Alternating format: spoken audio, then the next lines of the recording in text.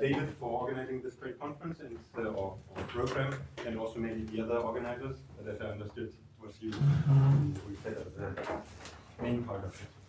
Okay, let me set the stage for the problem. I want to study operator algebras associated with totally disconnected groups, and my main kind of example are going to be groups acting on trees. And that means we want to first define operator algebras associated to locally compact groups. And in order to keep things maybe easier, let me compare two settings. The discrete group gamma has a much easier setting than the locally compact groups. I'm sorry, I'm trying to take care of people who are from group theory here. So let me explain that here. If we have just the complex group ring of group gamma, then this might be replaced by the convolution algebra of continuous compactly supported functions coming from the R integrals of G. And operator algebras associated to locally compact groups are several completions of the one or the other. So the reduced C-star algebra gamma, that's actually the closure of this one inside the left regular representation. And this is a non-topology, meaning that we say like an operator must converge uniformly on unit orders. Okay. And in the locally compact setting, this is going to be, of course, the analog of this one.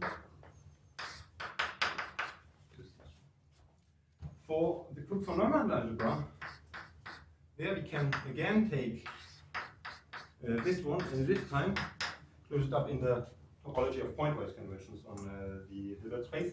But there's maybe a more convenient way to describe it, and that's a bicommutant of the left regular representation. Okay.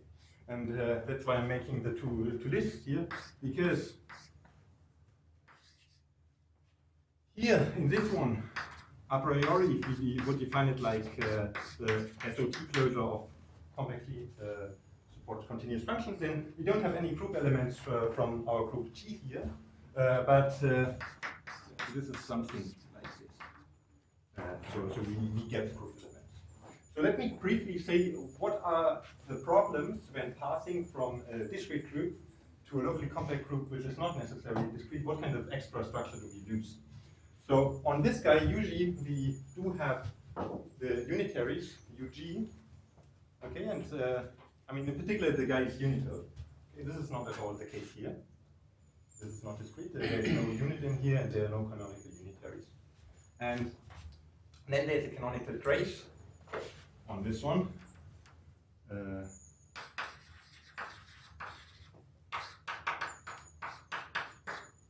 this, actually I should say on this one, this is just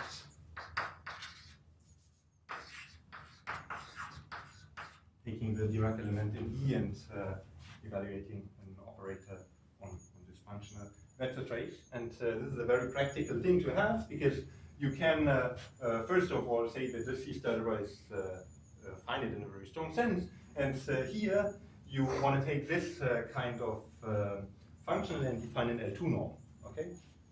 And this trace does not have a right-away analog on the right-hand side, so we are missing two things. First of all, we are missing a strong finiteness condition on this algebra, and second, we don't have a good way to define what an L2 norm on this von Neumann algebra is.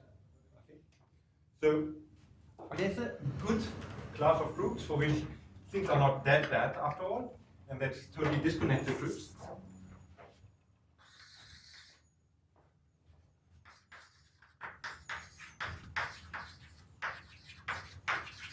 They are not that bad for totally disconnected.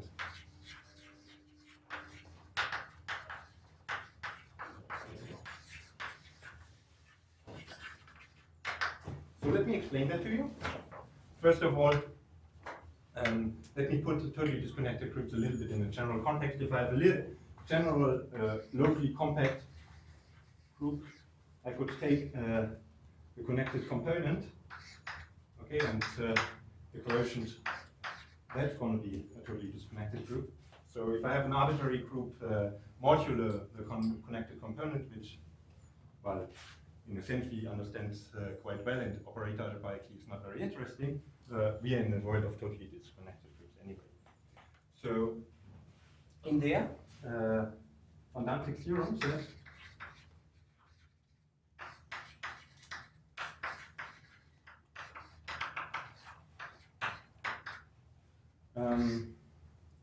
T locally compact is totally disconnected if and only if there is a neighborhood basis of the identity consisting of compact open subgroups. So there are plenty of compact open subgroups there. If and only if there is a neighborhood basis, neighborhood basis of UC consisting of compact open subgroups.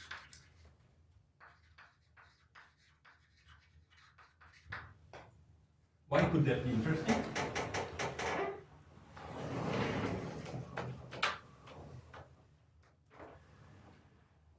Well,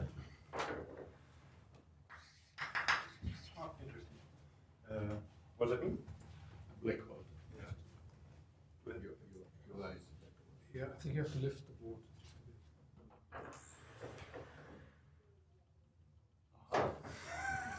Interesting, okay. Given K and T compact open, let's say the normalized indicator function, mu is the H measure.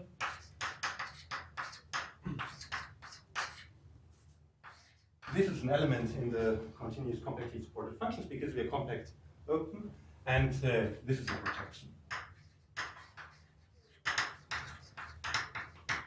And I want to call this projection PK, it's an averaging projection over this compact open subgroup. And now one strategy we could follow, and this is one basic reason why totally disconnected groups are not so bad, replace this one by the compressions with these projections, and what we get is a Heckes algebra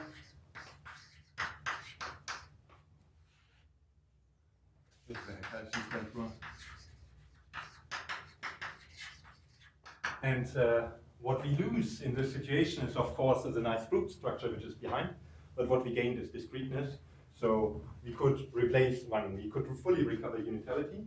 We didn't quite recover unitaries, but there's a very nice way to write down formulas for canonical elements pk, ug, pk in this one. And we didn't quite recover trace either, but we recovered KMS weights, which have very nice formula, and one can quite well control that in a sense. So the main price to pay was really the fact that we don't have a group structure anymore behind this, but a hypergroup.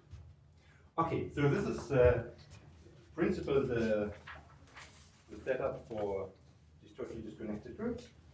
And the next thing I want to do is give you a few examples of totally disconnected groups. So this is Norton Boyd's talk, and there I will concentrate on groups acting on trees.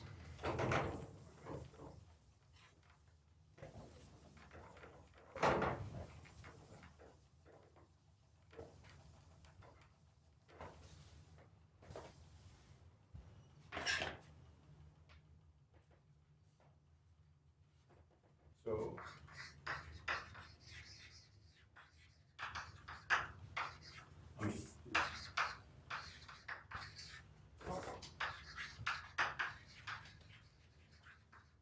so the general theme of totally disconnected locally compact groups is that there's a strong dichotomy between one side, which is very rich in structure,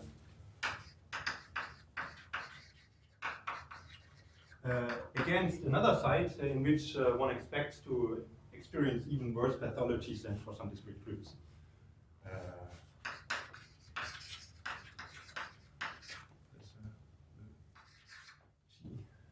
There are some statements like if you get to a group theorist a set of properties of a discrete group which do not obviously contradict each other, that person could make a group with all properties at the same time. And even more so if you allow that person probably to work with totally disconnected groups which are not necessarily discrete. There are phenomena which potentially appear there. But on the other hand, obviously, p-adic Lie groups, for example, they are very structured. No? So, also, let's say, the full automorphisms of T irregular tree, they have a lot of structure. Okay?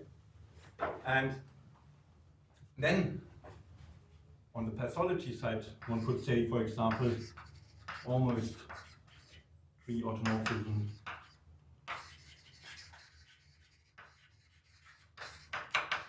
in the sense that one can make precise the thing that I want to mention in order to underpin this claim that this is kind of pathological is, for example, there are groups of this kind which are simple but do not have any lattices anyway, and that was a hope that some people would have had in structure theory of groups. So there's one class of groups a little bit in between, and these are maybe Moses groups. And I want to briefly explain what this kind of groups are. They are, on the one hand, a very nice generalization of our T when it comes to good representation theory. And on the other hand, they can be a little bit on the side of from a representation theoretic point of view, well, as a pathological feature. Let's see what that means. So,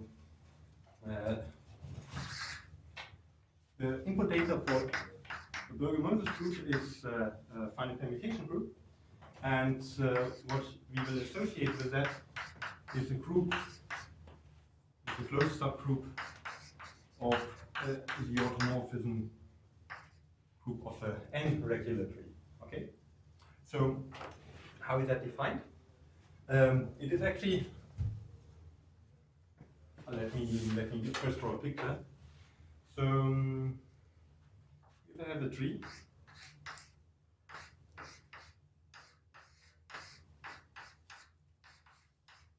and I give myself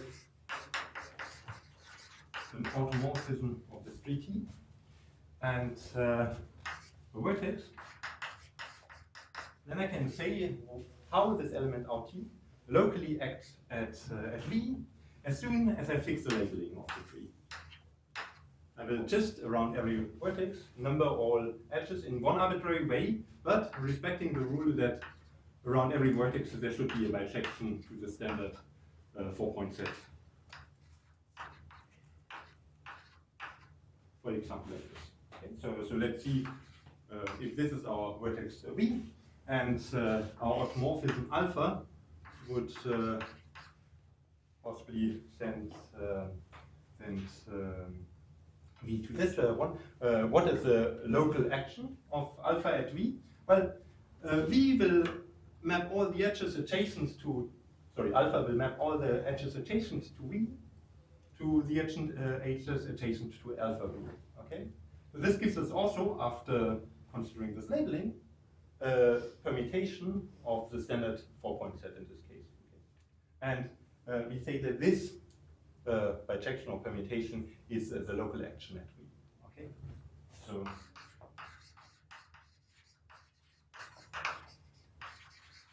of alpha at V, and I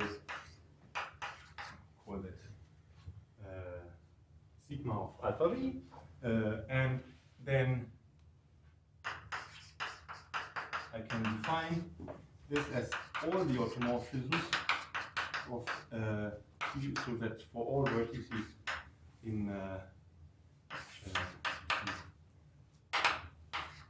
sigma alpha V. Yeah, and this is a wonderful group. And that depends on how you identify all of that.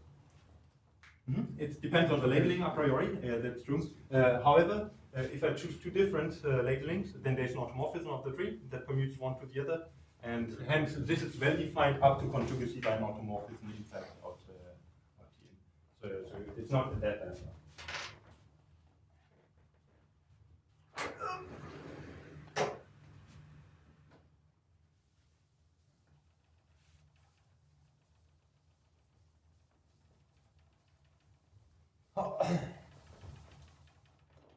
So this is one class of examples. Let me see. 15 minutes. So this is one class of examples. I want to give you one more class of examples, so that we have a little bit of foundation of examples to which we can apply theorems. So the other class of examples come from relative profile completion.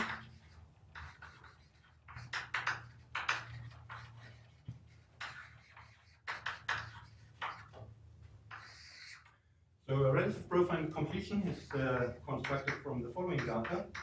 You get a discrete group gamma and a commensurate subgroup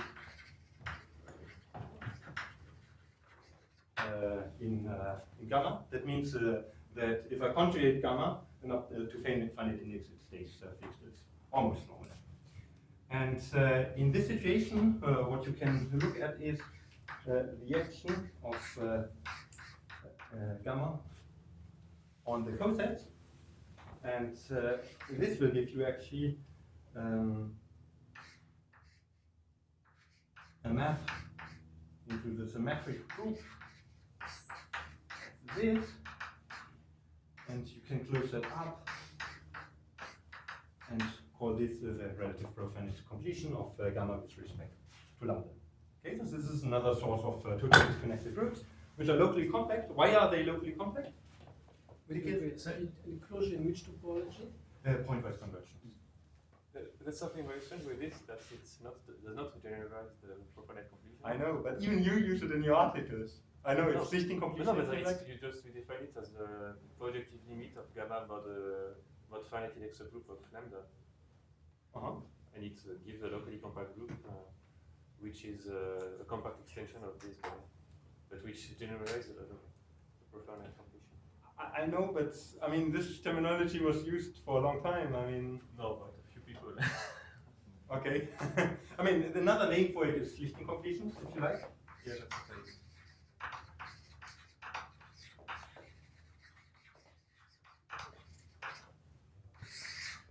So both are fine, but I mean, like, there is always this discussion. Whenever you introduce relative profile completions, you make a 50% chance that one person in the audience, also if this was not there, will complain that it should not be called like this. So gamma is supposed to be locally compact. Gamma can be locally compact, but I mean, I prefer in this case maybe for simplicity to stick to discrete groups even. So I will give you an example of something where gamma and lambda give you an interesting relative profile completion. Namely, I could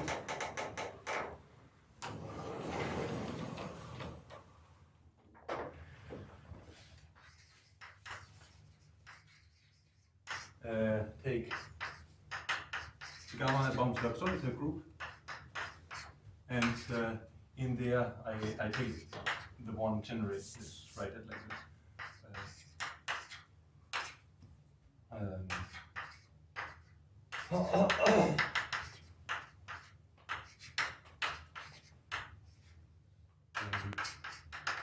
This is one example of a commensurable subgroup of a discrete group gamma, and then actually one notes that this relative profile completion is not only in the symmetric group of this cosine space, but also, thanks to Basset theory, if we think for a moment about this set, well, that's a set of vertices of the Basset tree. I mean, it's an H&N extension, and this is an elliptic subgroup, so we get the structure of a tree here. And this is preserved. So actually, this is a subgroup of T with Tn plus n. Okay, so also this way we get another class of groups acting on trees. Okay, so these are the two kinds of examples. That's not fair because I put it further up. that's a kind of example that I want to keep in mind when working with operators of groups acting on trees. And I already argued it's not so bad. One can study these operator algebras because we have these nice little projections in there. So let's try what we could ask before we answer anything. So fundamental questions in operator algebras.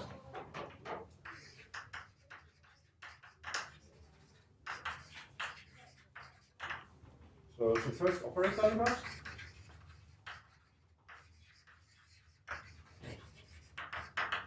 So we definitely are interested in the building blocks of our theory, so simplicity. Okay. And since I didn't introduce a full group C star algebra, I don't have to make the remark that for this one it wouldn't be reasonable to do that. I'm really thinking about simplicity of the reduced group C star algebra as a C star algebra, and for the group von Neumann algebra, of course, as von Neumann algebra, which means factoriality. And the other one, considering the history of operator algebras, I guess it's very reasonable to ask for a criterion for amenability, or a characterization rather of amenability. Okay, so these are basically the two standard questions, and maybe if one likes and has a little bit of time, we can ask for classification questions. Meaning basically, what if I give myself group acting on a tree, for example, how does the operator algebra look like? For example, free groups definitively act on trees. There we can distinguish the reduced group C star algebras, but we would be very happy if we could distinguish the group von Neumann algebras. So these are questions which would also make sense in a locally compact setting. So then the other one would be representation theoretic.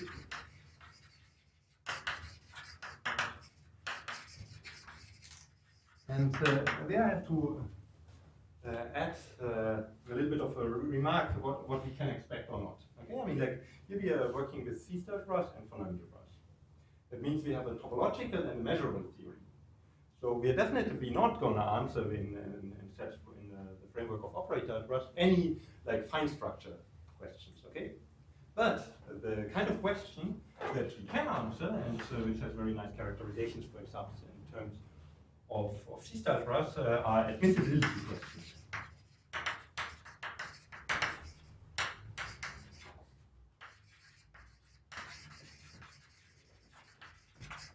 And I will be a little bit more precise about that in a second.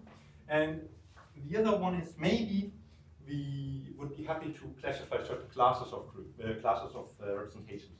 Not saying that we can give parameterizations also, this is too fine, but we might be already happy to exclude the existence of finite representations, meaning they would generate a finite von Neumann algebra, and we would have all the nice tools like a trace available.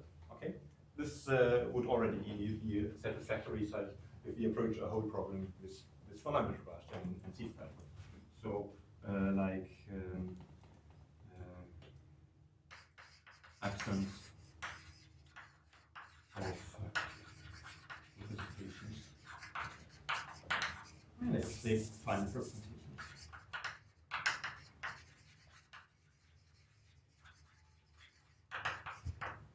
Of course, the last question is a little bit tweaked to the answer already, but it is generally interesting to look at what kind of analytic extra structure we could get on. So let me make a point of this one. Or do I want to do that now? Maybe later. Well, maybe not now. Let me first give you a few results on simplicity. Okay, now we run through this list and we compare a little bit what we know for discrete groups, what kind of difficulties we expect when we generalize it to a non-discrete setting, and what kind of results there are. So, simplicity. So we're assuming totally disconnected. Yes, yeah.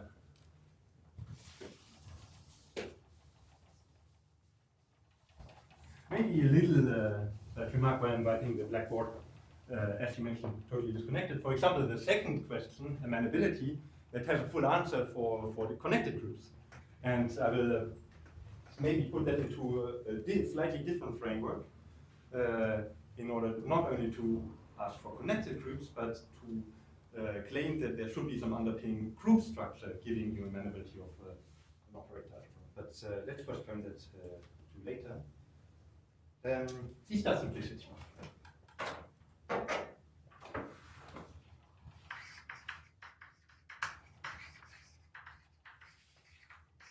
So a group G is C-star simple if the reduced group star is C-star graph is simple as a C-star graph. Okay?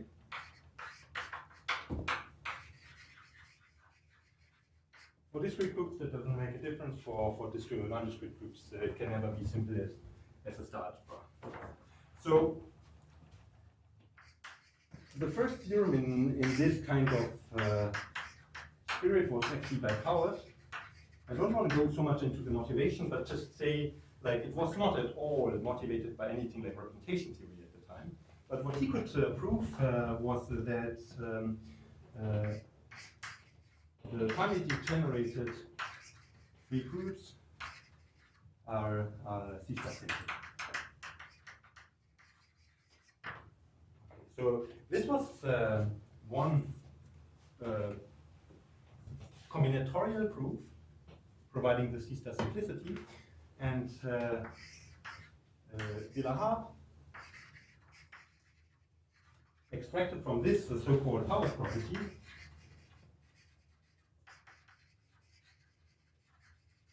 which is a combinatorial condition on a group, which implies C-star simplicity. Okay.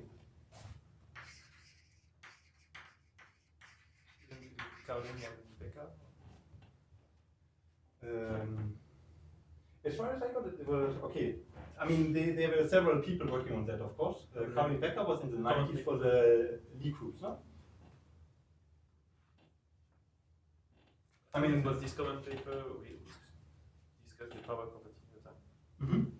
But that's in the 90s with the Lie group, with lattices in simple Lie groups. But there was work before. I mean, like that was actually quite quickly after Powers' work. Yeah, combinatorial. For and the community around C-star simplicity stayed with this kind of criterion for quite a long time and modifications of it until 2014, when Kalanta, Kennedy, and later Koya, Kalanta, Kennedy, and Osawa. Those were 2014, if I remember correctly. Yes. They said a discrete group is C-star simple if and only if it acts freely on its first back boundary.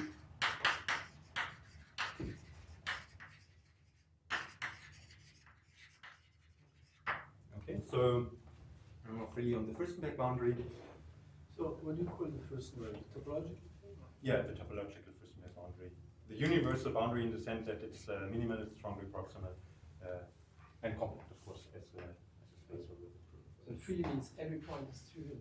Yes, and for this one, it's actually equivalent to topological freeness.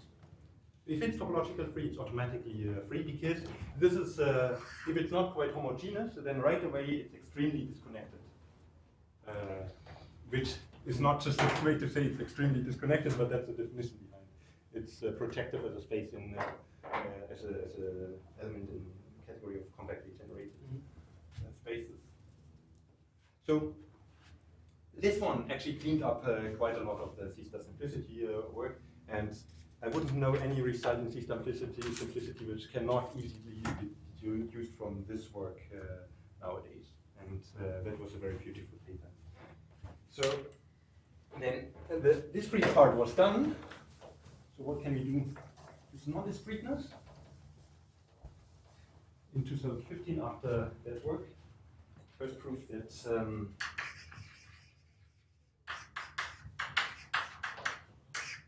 every C-star group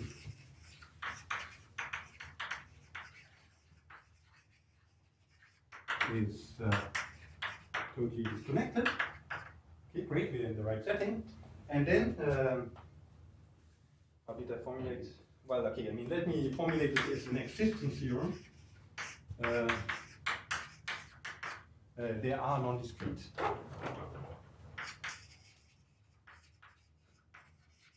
Non-discrete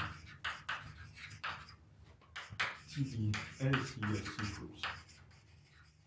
Okay, I will get a little bit into abbreviation. Totally disconnected, locally complex, second countable. Okay, just to save a little bit of background. And there was behind a concrete criterion actually for groups acting on trees.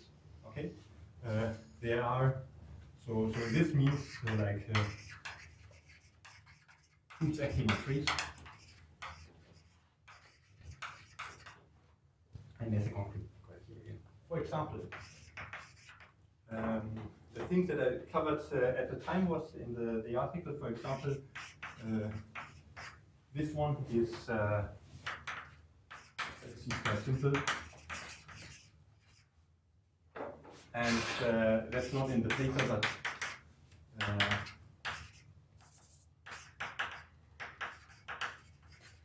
this is C star simple. Oh, sorry. If I guess it's what I have to say. Yeah. This is otherwise it's not C star simple. This is C star simple if f well satisfies that the normalizer in f of a point stabilizer is bigger than a point level stabilizer. What does it mean? This is a very adequate condition. It means simply that there is a point in the set, and if you fix that, then you automatically fix another point, and vice versa. Okay, these point stabilizers agree, and this is very much in contrast to another class of groups for which these UF actually behave quite nicely. What's F1? Sorry? F1? Is a stabilizer of the element 1 in the element 1 in the standard endpoint set. Just 1 point stabilizer. Oh, what's F? F is a finite permutation group. It's a subgroup of Sn. Yeah. And I picked just n, maybe I should say F transitive. Sorry, I didn't say that before. What's the rule of it? The Burger-Moses group that's locally Well, that acts. thing on the tree. Exactly, yeah, where you have locally the action of F. And this just says, like, in contrast to what I will say about admissibility of representations, this is very far from having a very nice representation theory. But it's okay. That's not an if. I mean, if you take the automorphism, full automorphism into a regular tree, it's also C star simple. This is not at all C star simple. No? Because if you have the pk coming from the maximal compact open subgroup, then you are even abelian. Ah, I mean this. And you compress with this one, you get the spherical representations, so that's abelian. And actually there's a dichotomy, I will talk about that. A C star simple really means that the unitary dual has to be complicated. Cannot be have a Exactly, yeah. I mean, cannot be type 1 or not at all. I mean, actually, this was my this was historically like 2 years ago. Let's say my motivation to prove this, because I was interested in proving that these Burger-Moses groups are not type 1 unless F is too transitive. okay. Yeah. And the first attempt was via C-star simplicity, and one can prove that a C-star simple group cannot be type 1. That's actually not so difficult. But yeah, that was the original motivation. Maybe then let me spend 2 minutes on explaining a little bit what C-star simplicity means in representation theoretic terms. There are several ways to classify representation. I mean, you could put different kinds of equivalence relations on representations. So you could, for example, say they're unitary equivalents. That's probably the least you want to say. But then you could say, for example, they are weakly equivalent, meaning that if you have matrix coefficients of one of these representations, then you can uniformly, on compact sets, approximate them by convex combinations of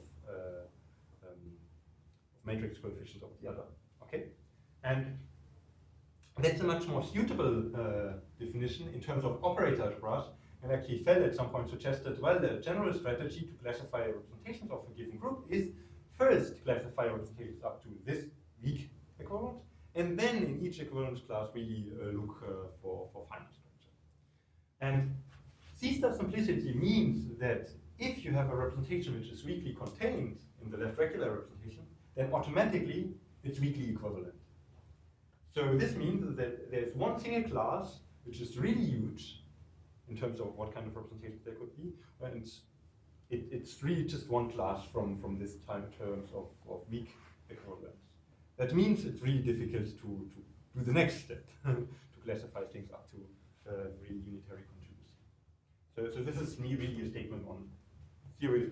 Theory is complicated, the representation theory is complicated, but for an operator algebra, it is rather a statement on the operator algebra is nice.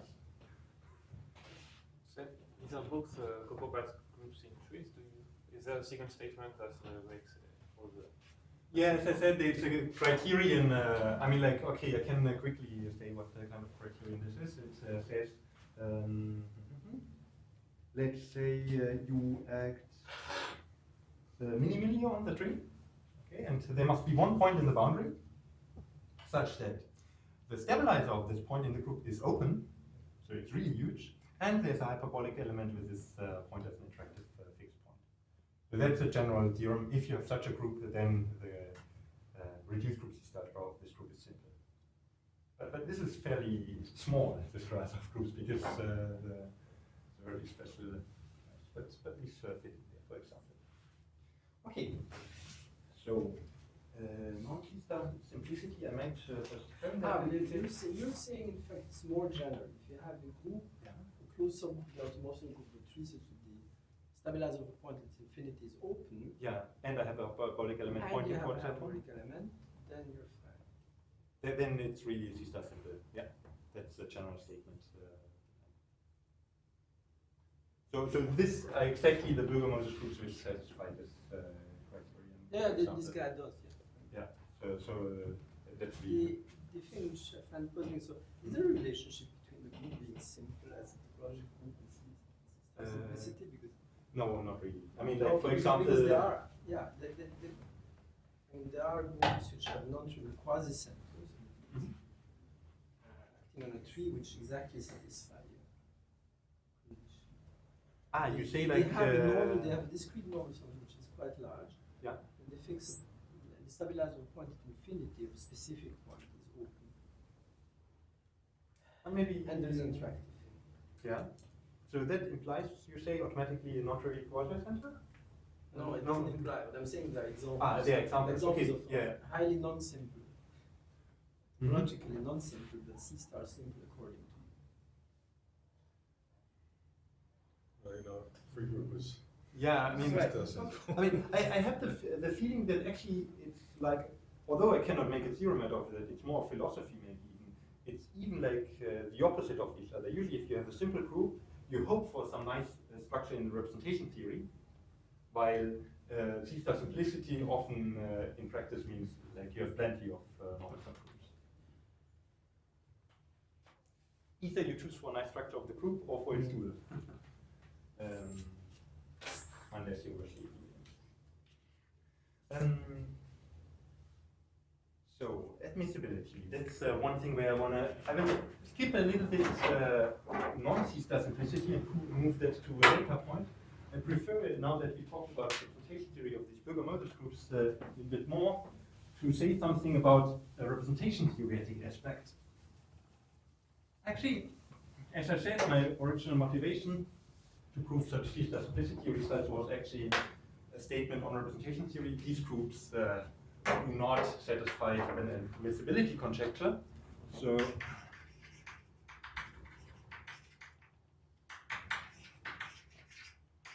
that's very clear, totally disconnected locally compact is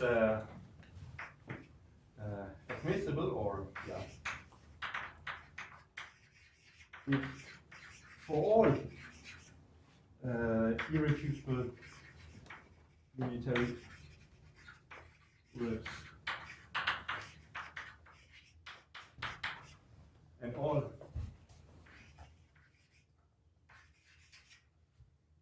K, G compact open,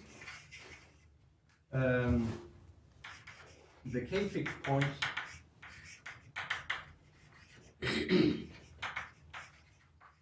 of phi are finite dimensional. This is not the standard thing that Kawashanta introduced it, but for these TDLT groups, this is exactly what you want to ask also in the p-adic case.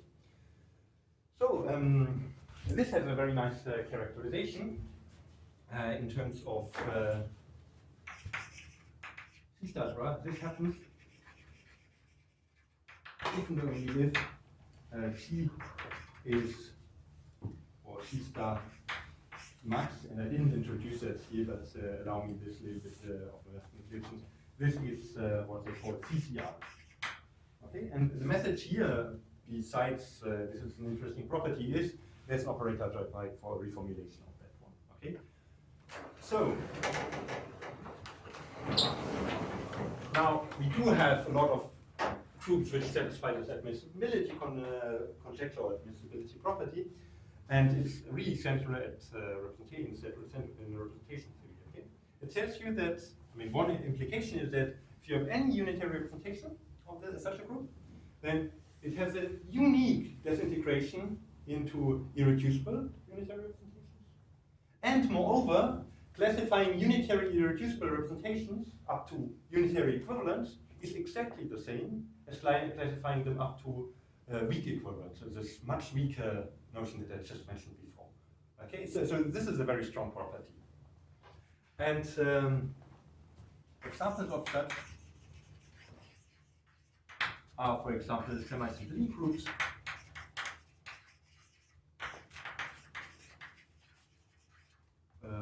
or p-adic groups. Okay. So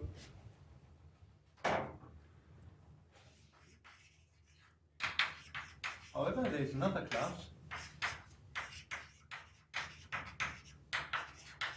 this is the conjecture by Ilya. If T is closed in out T, acts transitively on the boundary of T, then T is admissible, or the representations of T are admissible. I'm abusing the notation a little bit.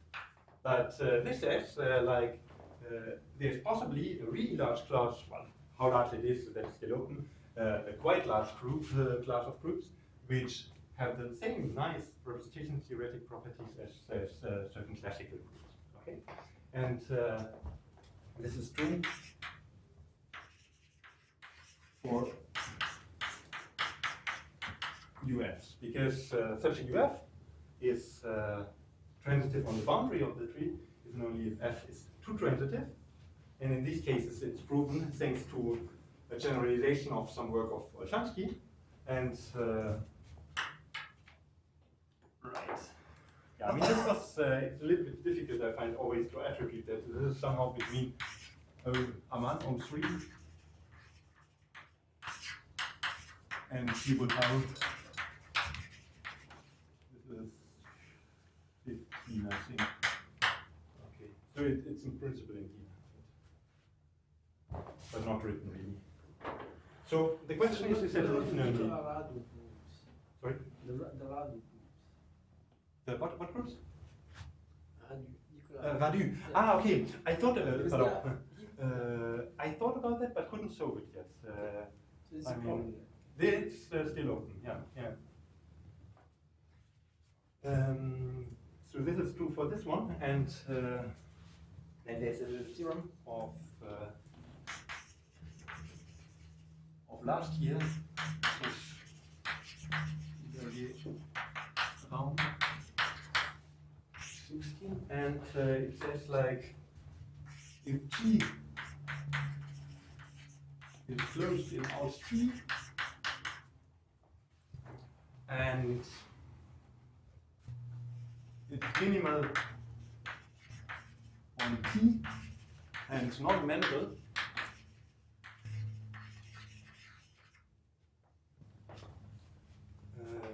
then if T is not locally two transitive, I will explain in a second what that is, then LG is non-amenable as a von Neumann algebra, and hence T is not admissible. Okay, so my motivation to prove this one is to finally solve the other thing that didn't work with C-star simplicity, because now we do have the characterization. These two Fs are CCR or admissible if and only if F is two transitive. Okay, and moreover, this gives a perspective for a possible dichotomy.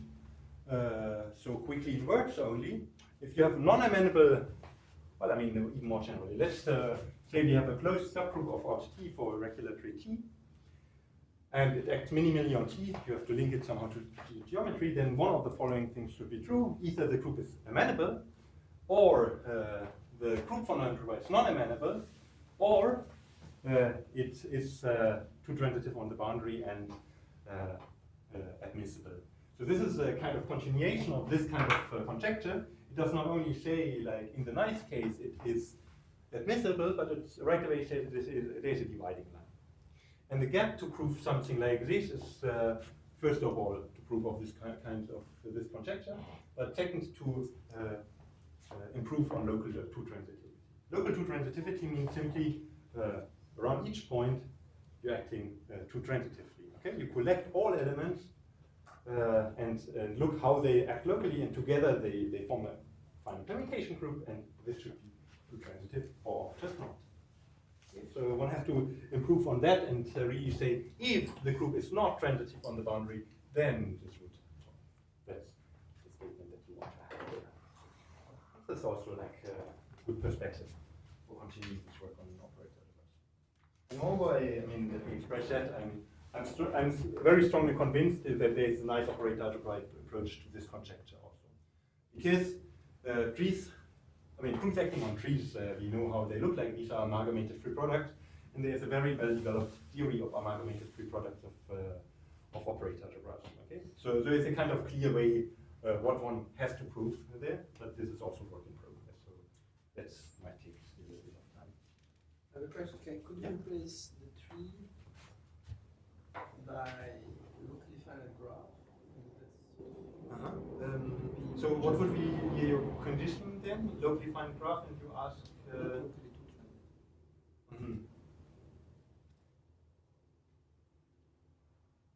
Wouldn't that also, with the same argument, imply that you're transitive on the boundary, and then there's a result? I mean, on the boundary of the graph. No, I mean your theorem about not being locally transitive. Oh, I see. Okay, sorry. Not really. At least the techniques don't generalize, because here we really use this fact that you can write things as amalgamated free products. I mean, in the end, it comes down actually to a very easy observation in operator algebras as soon as you translated things. It's a well-known thing in operator algebras that an amalgamated free product of something that has at least dimension 2 with something that has at least dimension 3 is non-amenable. That is a typical thing that we know for groups, but here we have more flexibility to really get ourselves into the situation. It's based on this simple fact, and this decomposition just does not exist. So then, one thing. Right, so now I indicated that maybe there's something more to do here, and I want to put myself a little bit in a more general setting to answer some of the implicit questions.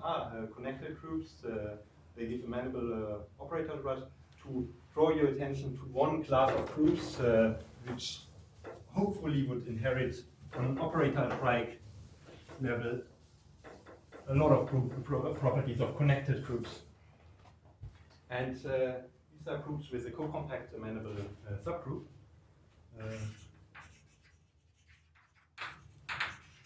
This co-compact amenable subgroup. So, just maybe as a little reduction, like if you have a co-compact amenable subgroup, it does not mean that you're amenable. Basically, the contrary is almost the case. I mean, my favorite examples with this property are all connected groups, for example. Okay? Just running through structure theory for locally compact groups, you will see that that you can reduce to simple Lie groups, and there you just have the parabolic. So this is actually a property which should imply some structure, but you're definitively in a setting where your group is not amenable or far from the operator algebraic even. So examples of such, I mean, like all connected groups. Here the two groups again. I mean, and then also, what? Want something more? Simple? What? Semi. Algebra. Okay. Read.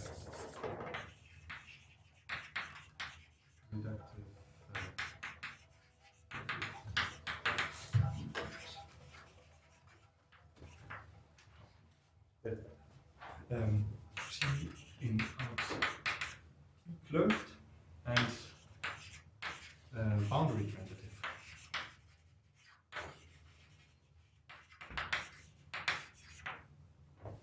Okay, these are three classes of groups with this property, and there's a theorem of Capras and Monod, which says if you in addition cut zero, then these are roughly speaking all examples you can find. Okay, so here we understand quite well what happens, here we do understand quite well what happens, and here we do not very well understand what happens. So I want to express, I mean, maybe it's a hope, it's not a conjecture, but hope if she has a co-compact amenable subgroup,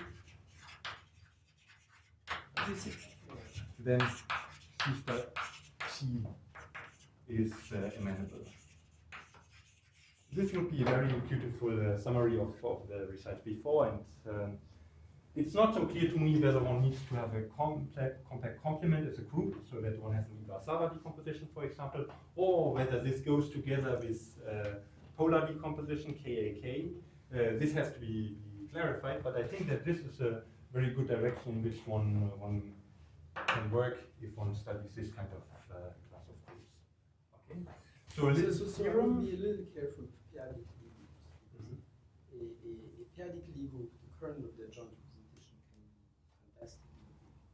You're not going to find a co-compact amenable subgroup. So algebraic is okay.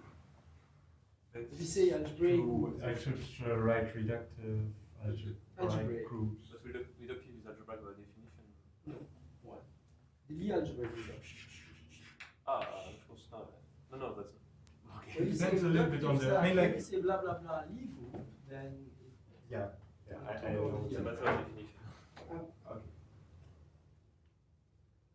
Okay, but it's less about this example. It's more for me. The word turns around rather the last example, where this kind of structure could be a key point. And in view of the talk for people in group theory, I might want to just leave out one theorem that I wanted to take and just give you the opportunity to be not unfriendly with your speaker. Okay, thank you very much for your attention. thank you.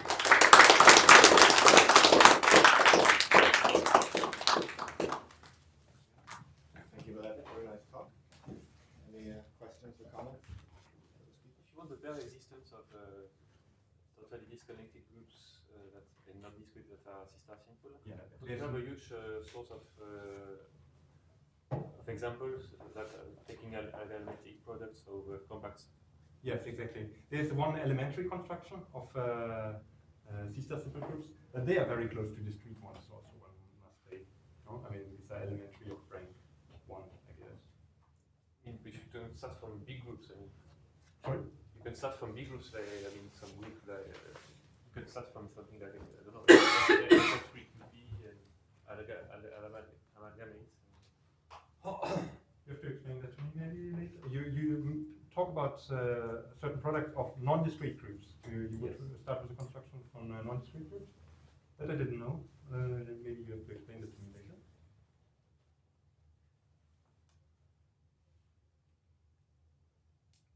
Anyone else? So we have a criteria when you get AF algebra for the reduced system. Sorry, say that again? So we have a criteria to get an Oh. AF algebra. Oh, I would like to actually. I mean, like, because this would be a very nice characterization of what it means to be totally disconnected in terms of, let's say, like quantum groups, for example. But I don't know. I mean, I thought about what one could do in this situation, but Very trivial situation to get an AF algebra. That's for sure. Mhm. I wonder if there is a very complicated example. No, I mean, I have the feeling that it's not so easy to come up with an example of something which is not locally finite and still AF. Yeah.